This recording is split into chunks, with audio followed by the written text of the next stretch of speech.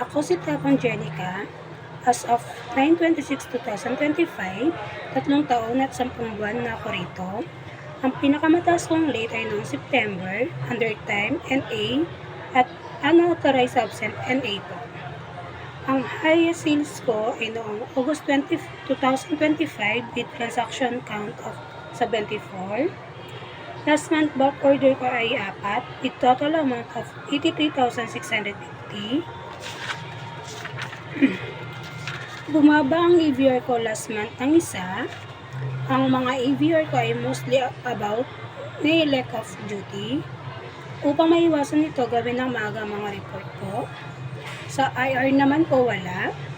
Sales demo ko ay may 0 good, 2 passable, 0 fails, 0 needs improvement po.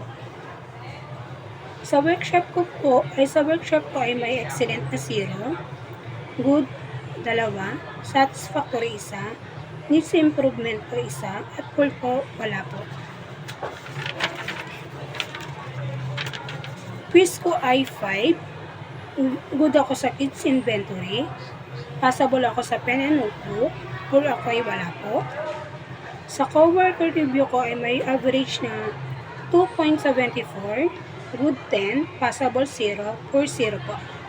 May improve ko to sa pamamagitan ng pag-focus sa mga naka-assign sa akin. Positive comment sa akin ay focus sa trabaho. General comment ay ipagpatuloy ang pagiging masipag sa nakatokang gawain po. Ang dapat ko pong i-improve ay mababang sales.